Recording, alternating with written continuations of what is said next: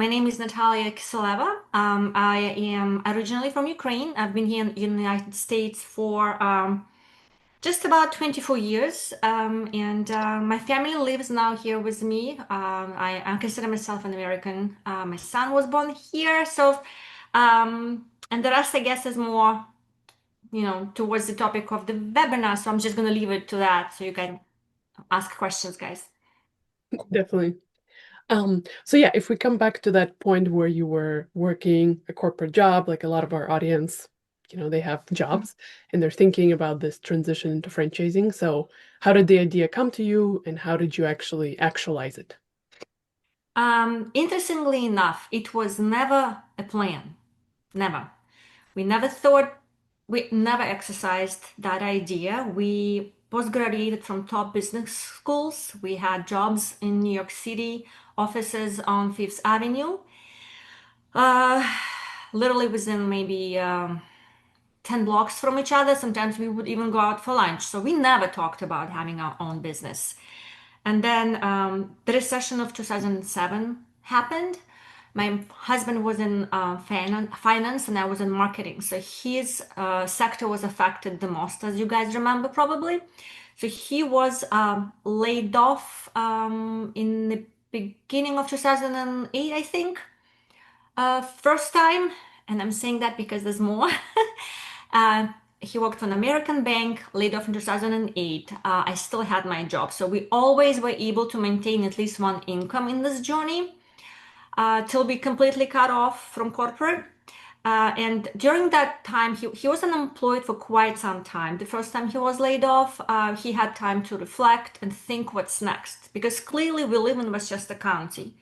We have a mortgage to pay. Our lifestyle habits and our mortgage, it just does not, we cannot survive on one income. We need to think of something else. And it was anything and everything from considering maybe going into being a real estate agent to literally anything. We had a budget. We had a set budget for groceries, $80 a week. It was not that much even back then. So it was pressing. We lived off the savings, and it was becoming a little bit unsettling because there was no hiring going on in finance. It was completely useless to even try to apply and hit the recruiter's inbox. It's just like, why? So again, lots of time for reflection, what to do next. My husband had a lot of time to research, and that's what he literally did. He researched on franchises. It just came to mind because starting out from scratch when none of us had business experience was, I don't think that was very smart. And we're a little bit risk averse, so I don't think that would something we would consider. Anyway, so he looked into franchises, and this is how he came up with this idea. Okay, let's have something like open a franchise. We looked at different brands. I can talk a little bit more about it later. I just want to really answer the question how we ended up with franchises because there's more to story to the story. And we ended up with Massage Envy. We signed the lease agreement and the franchise agreement within 2 to 3 months time frame. So those dates are pretty close together, which is important for all other reasons. I can talk about it later. But we had everything lined up and planned. And guess what? He got invited to an interview and he got a job now, this time with the European Bank. So we were thinking, okay, we still have a few months before the development has to kick in, the build out has to start. And we decided, okay, if it comes to choosing who's going to do what, I will probably quit my job. He's going to continue his work in finance, and I will focus on the business. Little did we know that I was already pregnant. So we still proceeded with that plan. I was working on overseeing the development, putting together marketing plans, hiring, going through training myself because I had to attend a lot of franchise training myself in Scottsdale, Arizona. And in 2010, in August, we opened our first Massage Envy location, the first and the only. I was 6 months pregnant at the time. And by the end of 2011, I think it was end of 2011, my husband was terminated, laid off again, this time from the European Bank because the recession finally reached that part of the world. and European entities, financial entities, especially were shrinking here in the US. And after this second time he was laid off, he said, well, I think this is a sign.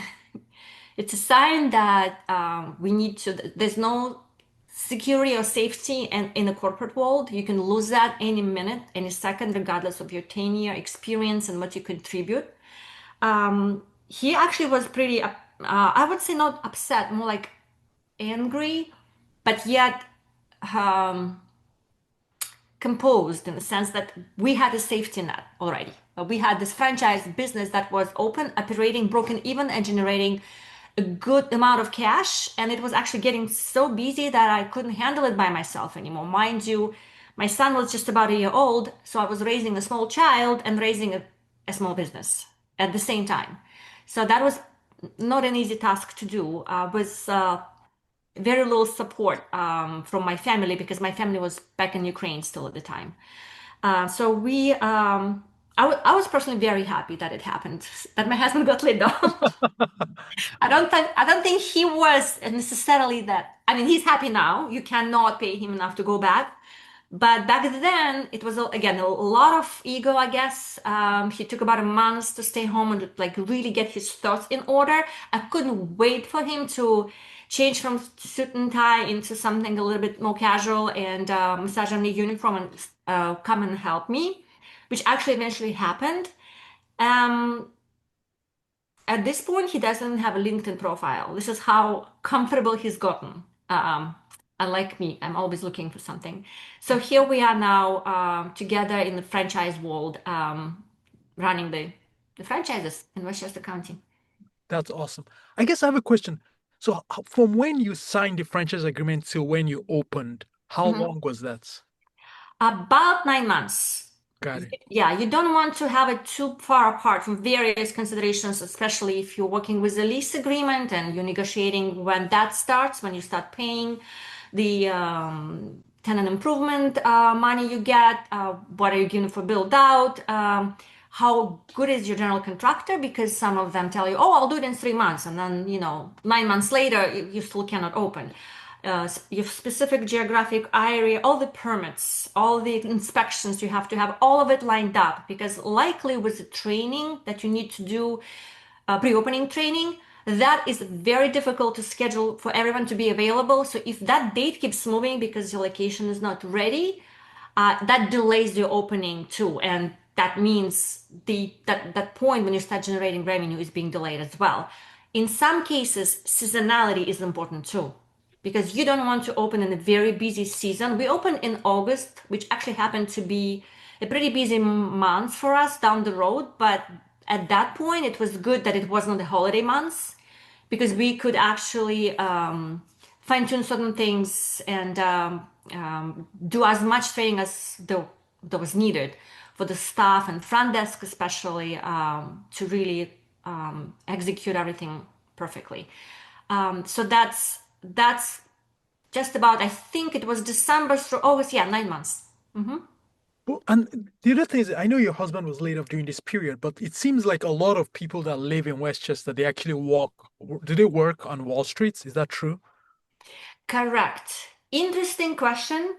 Um, you would think that with that, the demand is also going down because people are just not feeling as secure. But I think Westchester County is offering a unique demographic in that sense because it's not all Wall Street people. It's a diversity, it's a very diverse group. There's a lot of, I call it old money with wealth. They are not phased by that at all. I mean, it just doesn't concern them. Oh, well, it's just another drop, but it's a drop in the ocean for them. There are also a lot of business owners and restaurant owners, and I would call some businesses as well truly recession proof. So our main clientele is not really bankers. Those guys can never have time for massages. It's it's well, Gregory, it's literally not something that we see. It's mainly locals with local businesses, teachers, firefighters, local business owners, salon owners, doctors. That's really our clientele, honestly. But we did see a lot of career switches at that time.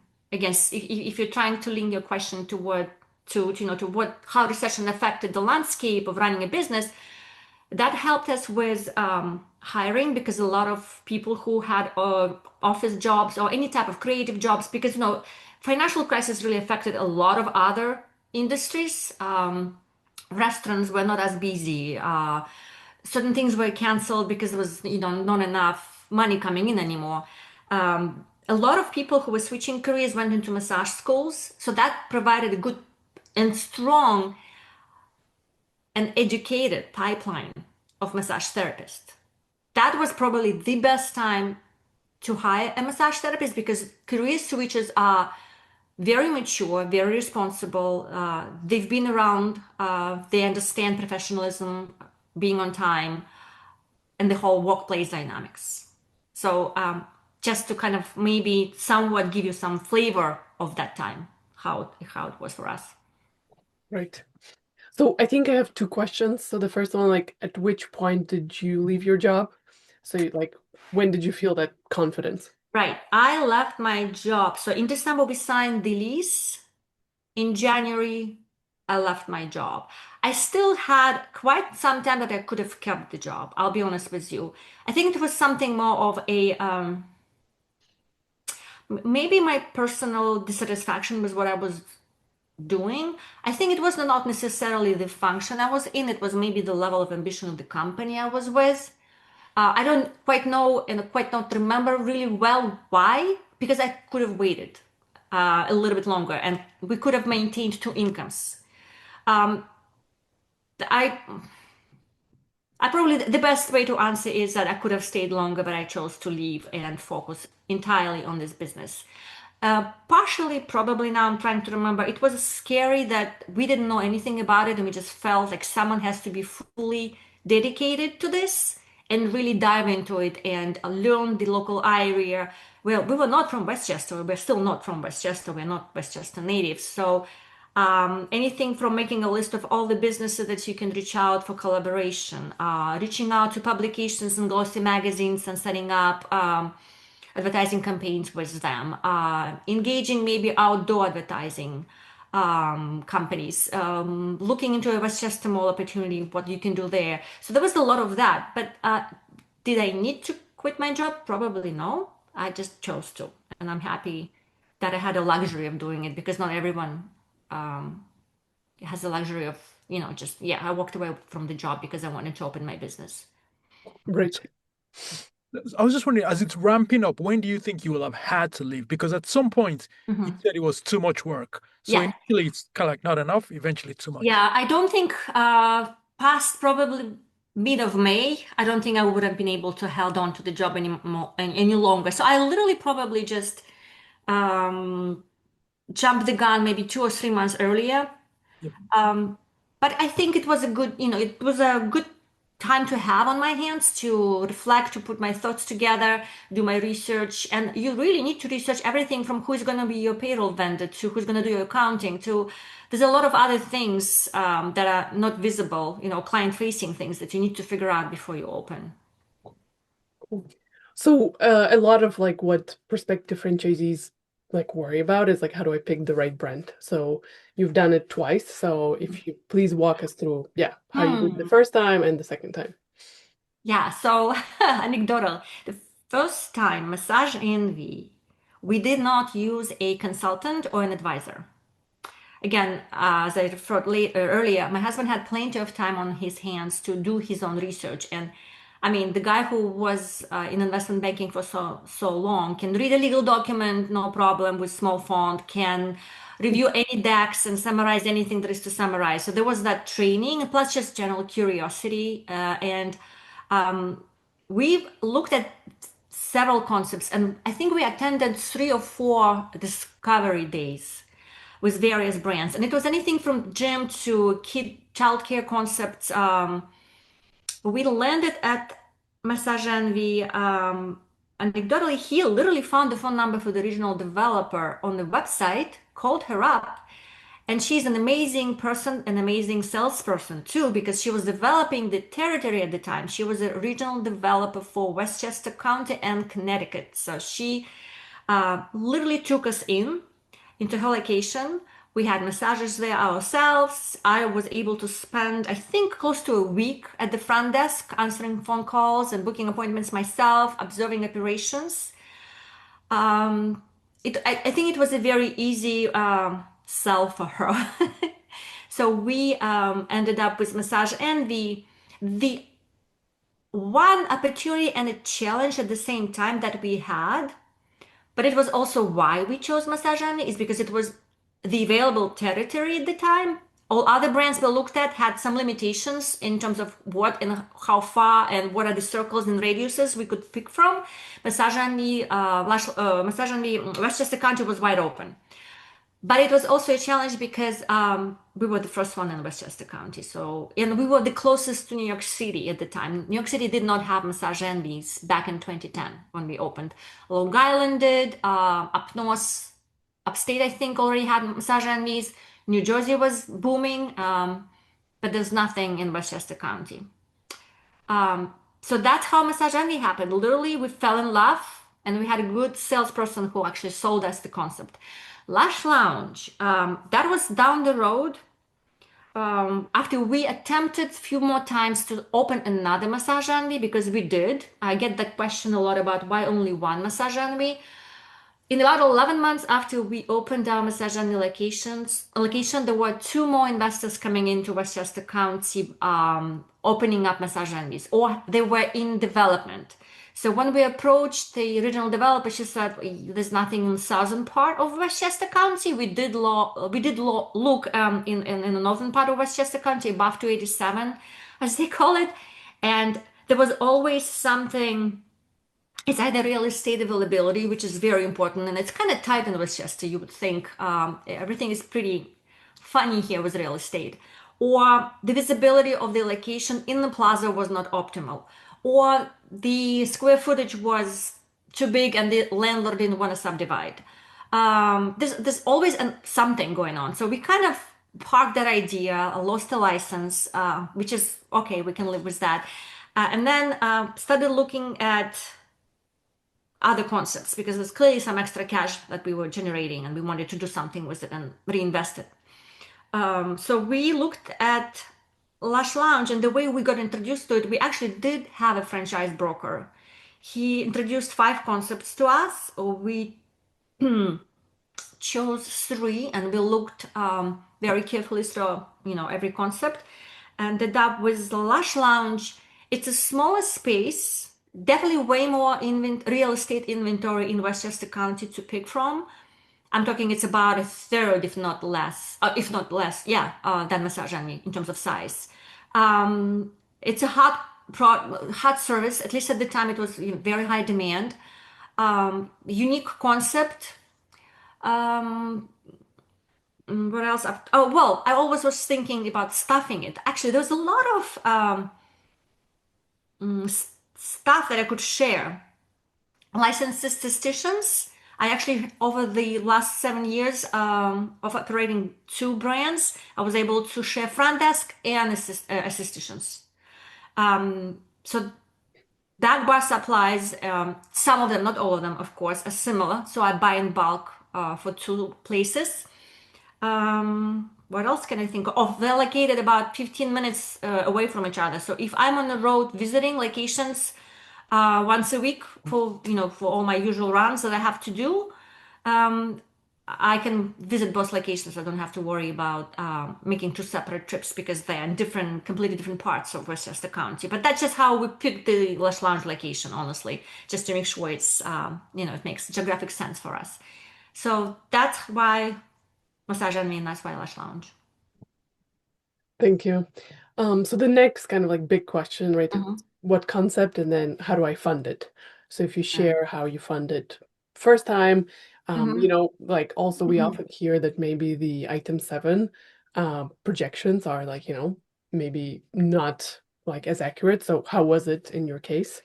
And then, yeah, like was it easier the second time or pretty much the same? So first time borrowing money back in 2008. Who remembers how was it? Yeah, that was great. But anywho, we did small business loan SBA. We put some money down. At that time, it was 20% minimum required. After 0% required, it suddenly became 20.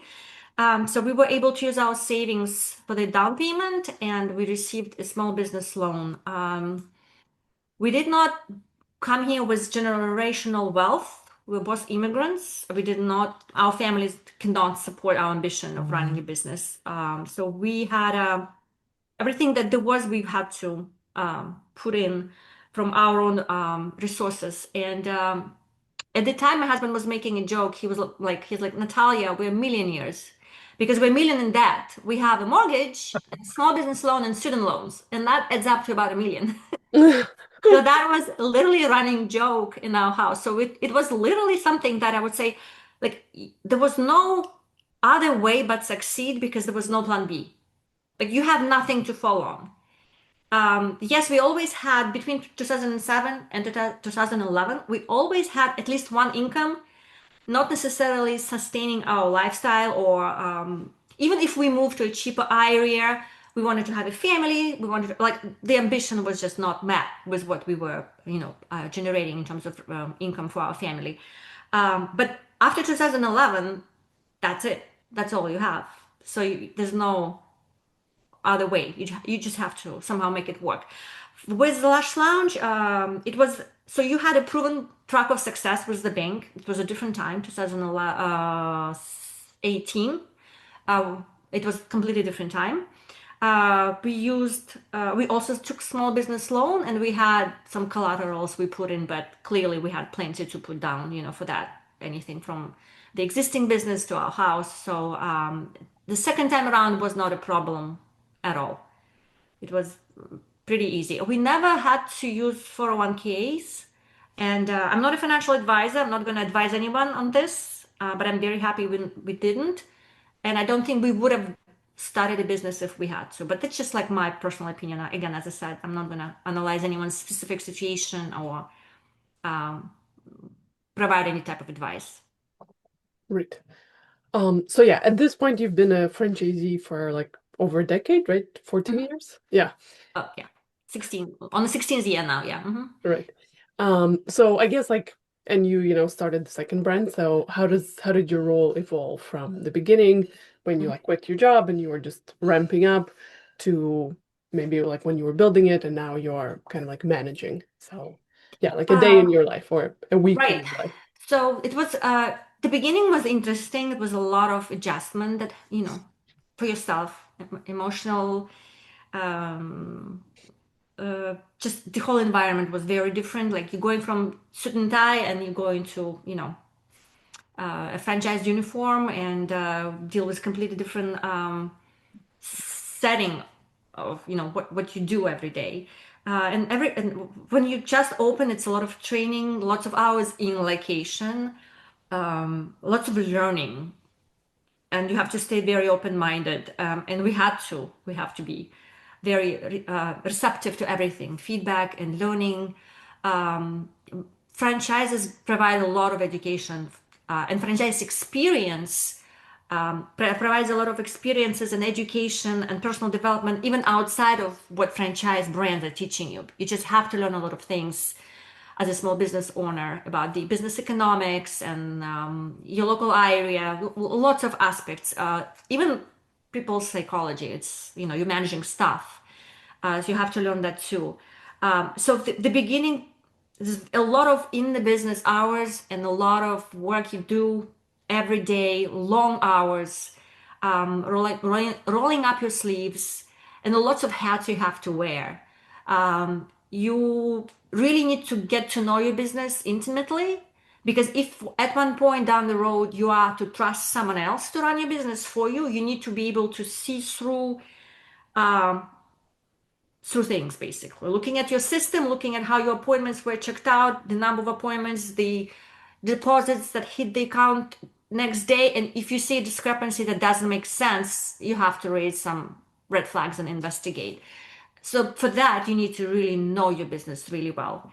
And that's what we did. We learned it inside and out. It's very difficult now to hide something that we would not be able to catch, if not immediately, down the road very soon. In one day, I could take out the garbage at night, and then next morning I would be giving an interview to a glossy magazine because I was pushing something, some type of event, Best of Westchester, Women of in Business, whatever it might be going on. I did a lot of table events. You would go and promote your business, massage chairs, sorry, chair massages, glamorous events, wedding, bridal shows, you name it. I had to do all of that. I don't have to do that as much anymore, honestly, if at all. Starting Lash Lounge was very similar. It was easy because it was familiar. It was like having another baby. Oh God, again, crying at night and all that. Literally exact same experience. Like I was like, oh my God, this is such a deja vu. I rolled up my sleeves again, taking out garbage, interviews to glossy magazines, going to bridal events. It was second time around, exact same. It's just very easy and very familiar and very, I mean, I wouldn't say stressless, but there was way less stress because you kind of knew what you were doing second time around. Now, with Massage Envy being in operation for our 16th year right now, and Lash Lounge is on the 7th year, our days look very different. We have to wake up pretty early during the week because our son has to get to school bus at 7 a.m. So between walking the dog, drinking coffee, that's an early start. Then lots of emails, calls, webinars maybe, or interviews in the morning. We try to pack it in the morning. It could be a mental health walk in the morning, lunch, more calls, maybe a bank run, maybe going to visit a location if it falls on a specific day of the week. Usually we try to visit locations on the busier days of the week because that's exactly when everything, happens. You want to show your face there. And that's how days are different now. I mean, I'm having this webinar now with you guys at 3 p.m. mid of the day, midweek. So definitely I don't have to be in my location. And my husband is at physical therapy right now. So, that's how it evolved. So it's definitely less working in the business, more on the business. It's a more of an executive type of role. But what also happened over the years, I was just thinking, everyone talks about operator, executive, investor. And I know we only had one location for each brand, but if you cannot continue reinvesting in actual operating locations, but you still have something to reinvest, you can always become just a passive investor. So I think right now we currently in all three roles, we can be operators on some days.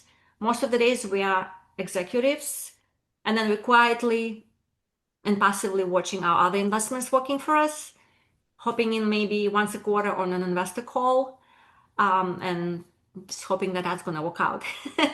So that's how your role evolves over time. If you, I guess, invest a certain way, and if that's your goal, and if you cannot get to a multi-unit level, there are other ways to satisfy your ego and satisfy your ambition to be to generate wealth and some safety net for your family and for yourself. So I guess like how did it switch from kind of you being an operator to more of an executive? Is it that you hired Mhm. or is it Yeah. like you need to generate demand? You definitely get better with hiring and who you hire, and even well, and clearly how you interview, how you train people, who you even select. You learn not to be desperate and just hire a body with a heartbeat. I mean, I'm not going to blame anyone for it. I've done it myself. I may still have to do it maybe for a seasonal, time of the year. It happens, and we're all guilty of that. You just need someone to pick up the phone and log the place at the end, but otherwise not the best performer.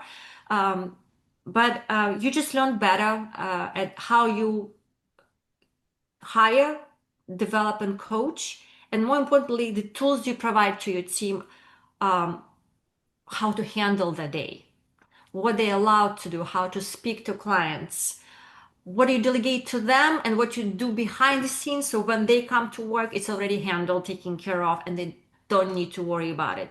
So whatever you can do remotely from home, whatever you can do proactively ahead of time, you do it. So it's a lot of that diffused awareness you have to have. It's like, with children, you're sitting here, but you know what your kid is doing in a different room because that's what parents are, right? Same with business.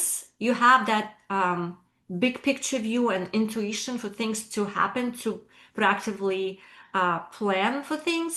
So when your staff actually have to execute, they have all the tools that are, available in your business for them to execute it without your involvement. So while you were building the business, what would you say for you personally was the hardest parts of just like succeeding, getting to the other side, kind of?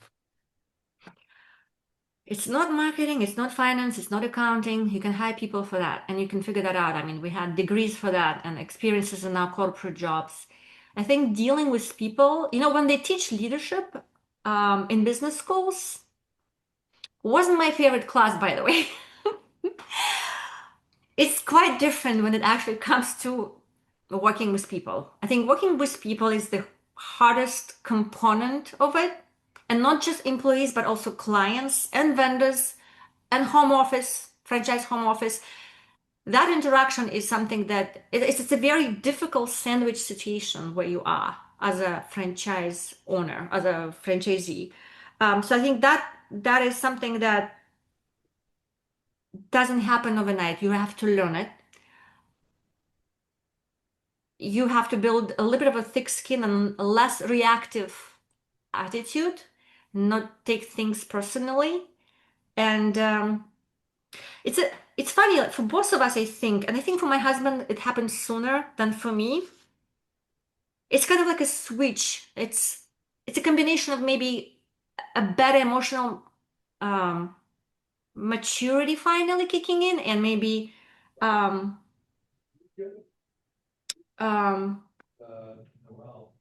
emotional intelligence finally reaching the scale and the level where um, you are more of an observer of a situation, and as you're observing it, you're not reacting to respond immediately. You take a step back and you see all the parties involved, and you try to understand, what would make this work, what each party wants to get from this situation, and how can you minimize the damage, the harm to the business and to everyone, to employees not being too upset, the client being somewhat happy, satisfied, and your business, your bank account is not going to get, penalized. So you kind of have to find that balance eventually. But I think it happens, um, I would say, by the time I had to open Lash Lounge, I was getting way quite close to that point when I was reacting less and looking more from that philosophical standpoint. I've learned a lot of things at Lash Lounge as well, so I think at this point where I am right now, I'm probably the most comfortable. There's always room to grow, I'm sure. But I think that the people part, for me personally, was the hardest. Um, yeah. Awesome. So let's get to the juicy question, right, of kind of like money and like how much Really, you it's make. more juicy, okay? Yeah, and of course, like kind of like answer in the way that you feel comfortable, but that's what like everyone is asking, right? We see all these numbers and like that's how much it costs.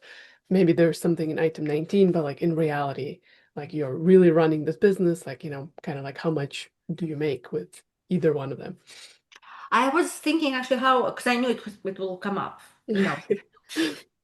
Uh, we're bragging about, Westchester County. I mean, if you make it in New York, you can make it anywhere, right? That's what they say. So, um, and I think I can answer it in two ways. One way is operationally our highest point, best performance, and then also personally how I was able to,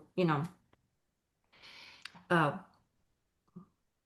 to create some type of, generational or the beginning of the generational wealth in this country. So, our peak performance in revenue dollars we've had actually after pandemic. 2022 was our highest peak in revenue. Not in volume though. So, and that was thanks to Massage and Me Home Office coming up with amazing ideas. They launched higher price ticket services. And I was, of course, franchisees were all for it. We had quite a good success with, rolling them out at our location. And even though our service units were not as robust after pandemic for various reasons, I can get to it a little bit later, but revenue-wise, 2022 was the best year for us. I mean, just to give you an idea, we are way above the average massage and relocation in revenue and EBITDA as well. We are, I mean, it's a single location, so clearly we are not in 8 digits, but in strong, solid, 7-digit number for the revenue for the year. And we have a house in Westchester County, and now son goes to a private school. So just like, I'm going to leave it at that. Plus, we have passive investments. Therefore, there was some reinvestment that, something we created, something we earned, some extra cash that we were able to invest in other ventures. So we feel a little bit more diversified and not so committed to one concept or one industry. That's basically the best I can answer in terms of, personal. As for, to add a little bit more, so a 3,000 square foot location, Massage Only, with 12 rooms and 13 massage tables. Why 13 is because one room is a couple's room. Now, look at couple's room more as a reservation room in a restaurant where, private parties take place sometimes, or a holiday party, but it's not always occupied. In fact, it's probably underutilized. You run your employee meetings there, trainings. So it's not something that usually is a part of your capacity utilization calculation. So 12 rooms, 11 tables, location is open 9 to 9, 12 hours, right? If you operate without breaks, which no one does, I mean, I don't work my people like that. That gives you a specific number of hours, full capacity, right? But clearly, with hours being 9 to 9, you break your day into shifts: 9 to 3, 3 to 9. 1 hour break for a therapist, so that cuts down the 12-hour day to a 10-hour day. So 10 hours is how you utilize each massage table. 10 hours, 11 massage tables, 110 hours a day is realistically the maximum you can do. That's if there are no cancellations, no shows, and other, mishaps or call-outs that can happen. A therapist can get sick, and you have to call the clients and cancel things the same day. So the highest point we've ever reached, and we reached it a few times over the last 16 years, it was 106.5 hours. So that's high 90s in terms of capacity utilization. For one day, it's not something it's not sustainable every day, clearly because demand is the highest on Friday, Saturday, and Sunday. Mondays and Tuesdays, just not enough demand to, occupy every single room. To that degree, at some point we employed 43 massage therapists alone, just massage therapists, plus estheticians and front desks. So that location had over 50 employees at some point.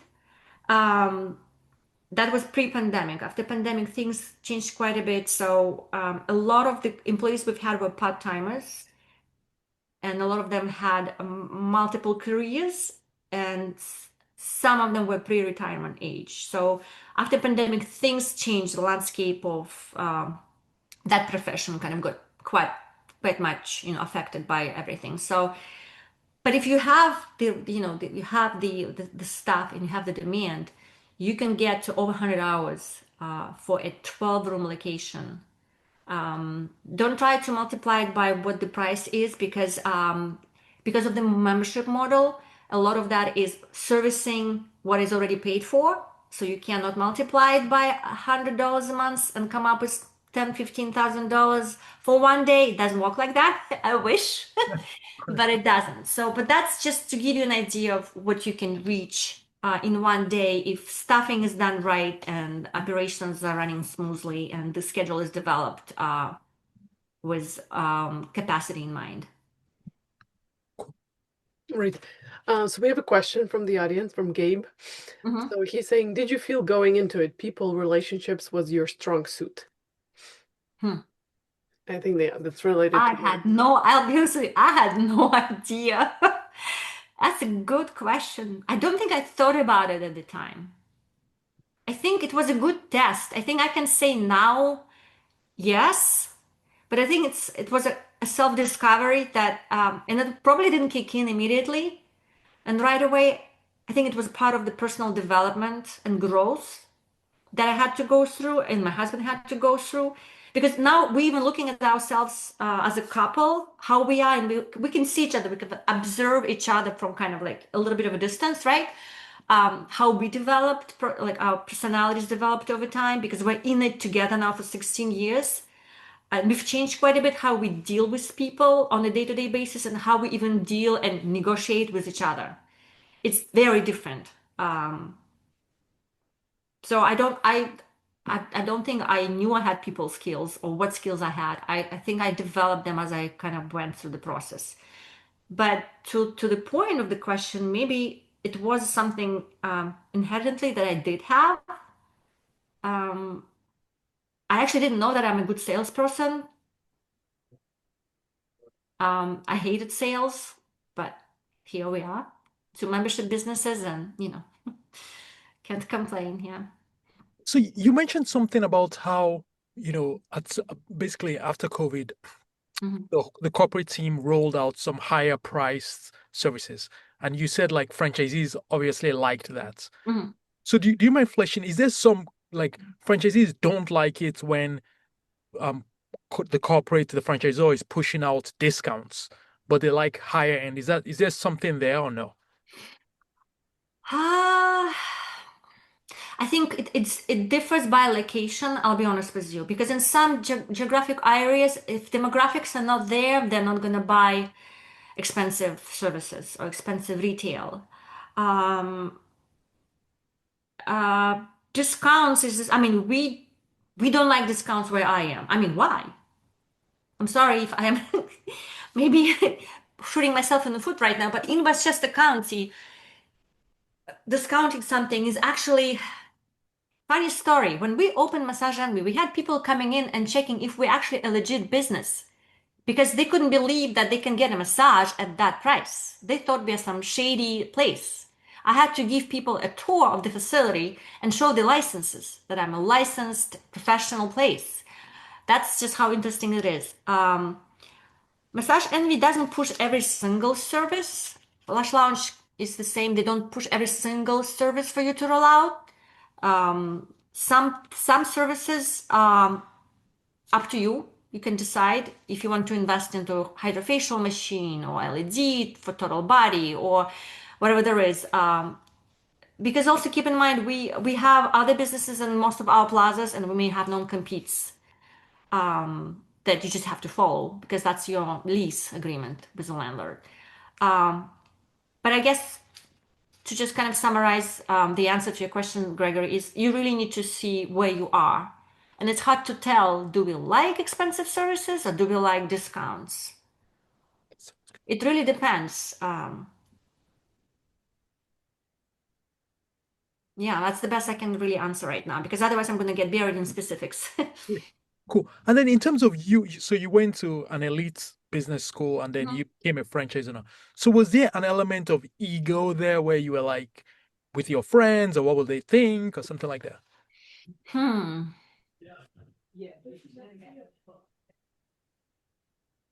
Yeah, I mean, I'm not going to hide. Yes, of course, there was an ego element. I'm not going to hide that at all or pretend that oh, I'm such a, Zen person.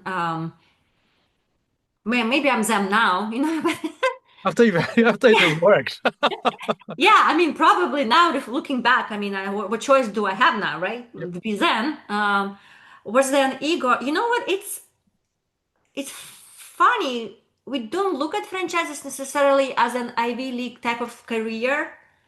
There are plenty of Ivy League graduates from universities, colleges, and business schools who are in franchises and not necessarily in corporate offices. They actually are active franchisees. I would say they're probably more on the investor level than active operators. Um, and I had people from my school reaching out for advice, for direction. I was giving them a tour of my facilities, sharing them my story with them, just like I'm sharing it with you, asking very specific questions. Maybe even my future competitors were coming to look at my place. Who knows? But you'd be surprised how many people with our similar background, with Princeton and Harvard, how many people from schools like that are actually in franchising in various capacities. Um, I don't know anyone else who is an operator at the same level as I am, but I know that plenty of multi-unit investors and people who are raising money to push certain concepts, developing territories right now. It's just that's what our schools recruit, When it comes to the student body, the number of entrepreneurs and people who are doing startups and venture capital, it's like that's all you see really. Um, so I think the ego was definitely poked, that's for sure. Not gonna lie, but honestly, when you step back and look at what you were able to achieve with your experience, what you could make out of it, you're like, I don't feel any less, of myself or of what I was able to learn in this, journey than someone from an IB school now who holding on to their job by the skin of their teeth because of what's going on the job market. So I don't know. I'm not again downplaying that, but yeah, I'm fine now. So we have another audience question. Hernando is asking, are you seeing any trends within the wellness space or beyond that will be a great franchise opportunity? Okay, yeah, I can try answering that question. Of course, I am looking at the trends, and of course, wellness is my most comfortable place. Wellness and beauty because that's all I've had. But I'm not looking just there, and I would beware of sexy concepts and hot concepts. They come and go. They're fads.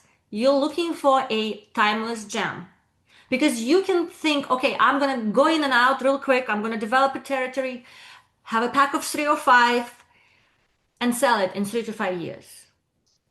That was the plan for me with Lash Lounge. I'm still there. Okay, didn't happen. Be careful because there might be another pandemic or another bubble. You never know. You need a timeless gem. You can. It honestly it depends. You can probably pursue both routes. You can probably get something really hot, really popular right now, and go into I don't know, maybe a see. I don't want to name specific products or services because I don't wish bad on anyone. I really want them to do well. But there's a lot of wellness concepts right now that are booming, and I don't know how many of them are gonna stay around in 3 to 5 years. But I do see a longevity trend developing. And longevity it's a comprehensive offering. It doesn't have to be just IV drips or cryo chambers or any type of restorative type of treatments. It can be also anti-aging. It can be nutrition. It could be lifestyle. It's so many things, and I guess it depends on who's going to dominate that place, who's going to bring all of that together to be a leader. Because right now it's very fragmented. In massages, clearly Massage Envy is the leader. So it's a more, I call it a timeless gem type of propositioning because yes, we can talk about robots and AI taking over massages. I I don't think it will ever be to that point because massage is also transfer of energy. So unless a robot can also give me the vibe and maintain a conversation, and I mean, probably yes, they can maintain a conversation these days, but it's a very different experience if it's provided by a human. So, and even if it's not provided by the human, you still need a massage, right? Because again, it's a body work that is ancient. It's been around forever. So you can I think beauty concepts I'm sorry, wellness concepts, anti-aging concepts, and wellness and longevity, As I said, we probably need to be careful with specific, just very single services. But if someone comes up with something a little bit more comprehensive, something where you can see a pipeline of development going forward, I should probably put it this way. Something that doesn't niche you into a corner where you're only stuck with that one service because your location is only built out for that and everything else becomes expensive or impossible to implement. Probably this is the best way to answer. Something where you can add on and continue developing, responding to the demand and what else is is going to be happening in this sector. I would say probably is the best way to look into investing right now in wellness space. Again, massage on the example. If you don't have enough massage therapists and you have rooms available, you can put an LED machine for the total body service, or let me think, hire more estheticians and do more advanced skincare services, hire personal trainers for total body stretch experience. Again, something that can evolve on that property that you built and developed for your wellness concept. Cool. So I guess there is some elements where when you first pick a franchise, you're betting on what they are doing now, but you are not, as a franchisee, you're not going to develop new products. So you have to trust the franchisor has the right team, vision, and ability to innovate. Is that correct? Yes, you can provide feedback. You can, I mean, I don't know if they're going to always listen, but there are some very active franchisees who are on franchisee committees and who provide feedback and collect feedback first and foremost, and then they provide it to the franchisor. And you also can be a testing location. You can be part of the alpha test, beta test, final rollout. You get some perks by being a testing location. You can get free equipment or discounted equipment if it's a service that involves that equipment. So you definitely become a part of the process when it comes to rolling out new services and testing them and providing feedback back to the vendor who is in partnership with you to roll out this service, as well as the franchisor. But you have to rely, for the most part, on the franchisor to look for those opportunities, research what's going to be, hot tomorrow and what to invest into. Yeah. We have a question from Kartik that says, what does exit look like for you?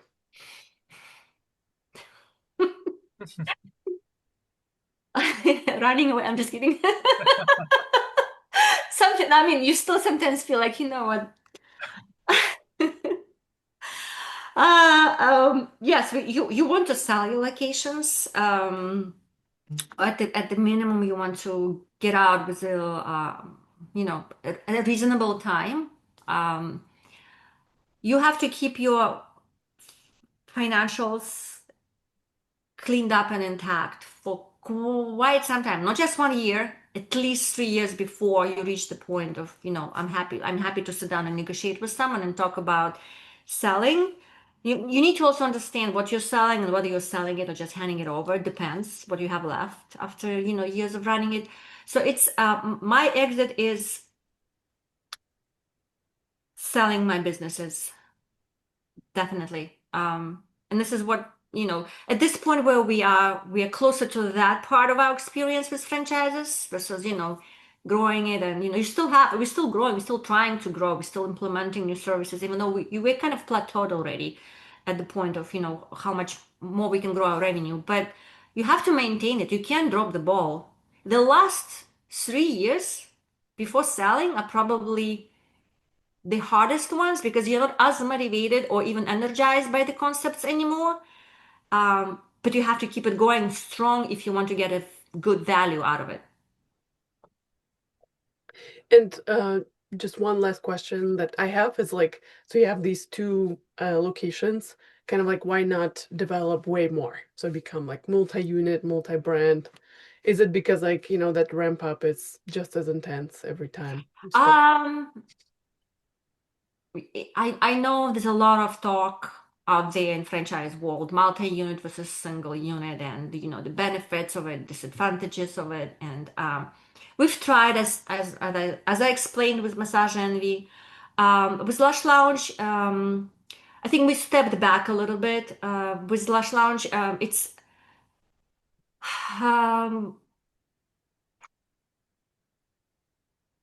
oversaturated in my opinion.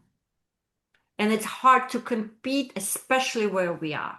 So if we were not able to do it 7 years ago, coming in with 5 or 10 of them and taking the territory and protecting that territory from competition, we are not going to do it now. Because over time, what happened is it's a very low cost of entry service that you can provide at home. So there are a lot of private service providers that do that.